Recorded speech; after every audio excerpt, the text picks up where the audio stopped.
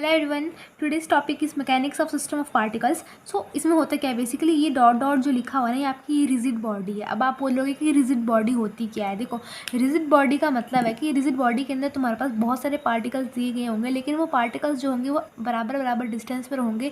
और अगर हम बाहर से कोई फोर्स भी लगाएंगे तो वो पार्टिकल जो होंगे हमारे पास वो मूव नहीं करेंगे, वो वैसे के वैसे कॉन्स्टेंट ही रहेंगे। तो हमने लेट कर लिया इन सभी पार्टिकल्स में से कोई दो पार्टिकल की, एक का नाम मैंने ले लिया और एक का नाम मैंने ले लिया जे। इसको मैं बंद कर देती फ्लैश को, ठीक है। एक आई हो गया और एक मेरे पास जे हो गया, ठीक है।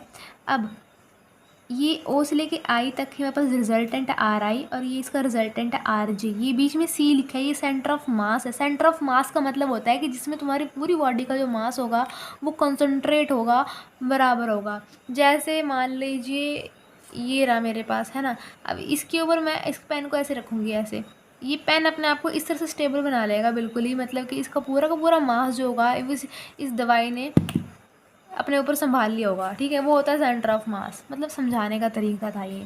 अब वही है कि कंसीडर कर लो आई जे और ये आर आई जो हमारे पास पोजीशन वेक्टर्स हैं, आप खुद देख लेंगे यहाँ से, ठीक है। स्क्रीनशॉट ले लेना। अब सेंटर ऑफ मास कैसे कैलकुलेट किया जाता है? सेंटर ऑफ मास कैलकुलेट किया जाता है कि R is equals to summation I is equals to 1 से लेके एन तक M I R I upon M. अब ये जो एम है, एम क्या है हमारे पास? एम हमारे पास रिजिड बॉडी, ठीक है। अब देखो, मैंने बताया कि यहाँ पे रिजिड बॉडी के अंदर पार्टिकल है। अब पार्टिकल अगर मान लो कभी गलती से मान लिया, मतलब उनका मोशन हो रहा होगा, ठीक है। इक्वेशन ऑफ मोशन क्या होगी उन पार्टिकल्स की? तो इक्वेशन ऑफ मोशन को हम बताते हैं सेकंड लॉ से। तो न्यूटन का सेकंड लॉ होता है कि फोर्स जो होती है वो डायरेक्टली प्रोपोर्शनल होती है rate of change of linear momentum. Linear momentum क्या? ये पी है, D B by D T यानी rate of change of linear momentum. अब फोर्सेज जो है वो दो लग रही है, पार्टिकल्स दो हैं, आई एंड जे। तो दो तरह की फोर्सेस तो होंगी ही होंगी, ठीक है। एक एक्सटर्नल फोर्स और एक इंटरनल फोर्स है। तो इंटरनल फोर्स की होगी तुम्हारे पास, इंटरनल फोर्स होगी तुम्हारे पास एफ जे आई और F I J. F J आई भी लिख सकते हो आप और एफ आई जे भी लिख सकते हो, आप कुछ भी लिख सकते हो, ठीक है। अब यहाँ पे सेकंड पे क्या होगा कि हमारे पास, अब यहाँ पे ये जो एफ आई ई है ये एक्सटर्नल फोर्स है, ये इंटरनल। आप सोच रहे होंगे कि मैम ने, सॉरी मैम कहा हूँ मैं, आप सोच रहे होंगे कि मैंने यहाँ पे जे क्यों नहीं लिखा, आई क्यों लिखा। तो देखो यारों, पता क्या है, यहाँ पे अगर तुम्हारी मर्जी है, अगर तुमने जे लिखना तो तुम जे लिखो, आई लिखना तो आई लिखो, ठीक है। तो मैंने अपनी मर्जी से कर दी कि हाँ, जैसे मैंने पढ़ा कॉलेज में, मैंने वैसे तुमको बता दी कि हाँ मैम ने आई लिखवाया तो आई लिख दिया। मैंने मैम से पूछा था, मैम ने बोला था कि कहते तुम जे भी लिख सकते हो, आपकी अपनी मर्जी है। यहाँ पे भी एफ जी आई लिख सकते हो या तो एफ आई जे भी लिख सकते हो, ठीक है। आपको क्या करना है हमने कि इन दोनों फोर्सेस का ना बराबर कर देना है, मतलब कि प्लस कर देना है, और बोलना है कि एक टोटल फोर्स नेट फोर्स के बराबर है, ठीक है।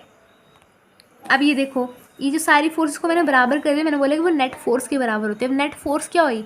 वो ये D P by D T, हमने पढ़ा फोर्स क्या होती है, ये इधर लिख दी, ये इधर लिख दी, ठीक है। एक ही बराबर, एक ही बात हुई। अभी लीनियर मोमेंटम किसके बराबर होता है? P is equals to M V होता है। तो हम एम आई वी आई लिख लेते हैं। आप चाहो तो एम जे वी जे भी लिख दो, आपकी अपनी मर्जी यार, जैसे भी लिखो। बस ये है कि तुम्हारा लास्ट में रिजल्ट सही आना चाहिए, ठीक है। तो ये वाली एक्सटर्नल है, ये वाली इंटरनल है। अब आपने कुछ नहीं करना, जस्ट इनका सम कर देना, ये सम लगा दिया। अब आप सोच रहे होंगे कि यहाँ पे चलो सम लगाया एक, यहाँ पे दो समीशन क्यों लगा दिए मैंने, क्यों लगाए? देखो, आई और जे इसलिए, आई के लिए और जे के लिए। यहाँ पे सिर्फ आई है तो यहाँ पे सिर्फ आई के लिए लगा, यहाँ पे भी आई है, यहाँ पे भी आई के लिए लगा, ठीक है। अब देखो, अब ये चीज़ जो है, अब एफ जे आई को मैं एफ आई जे भी लिख सकती हूँ। अब यहाँ पे मेरा लगेगा न्यूटन का थर्ड लॉ कि to every action there is equal and opposite reaction, ठीक है। तो हम यहाँ पे इसको ज़ीरो, ये ज़ीरो बन जाएगा, ये पूरा का पूरा क्या बन जाएगा? ज़ीरो बन जाएगा, और ये इज़ इक्वल्स टू ये रह जाएगा, ठीक है। अब देखो, ये वाली मेरे पास इंटरनल फोर्स है, ये एक्सटर्नल फोर्स है, ठीक है।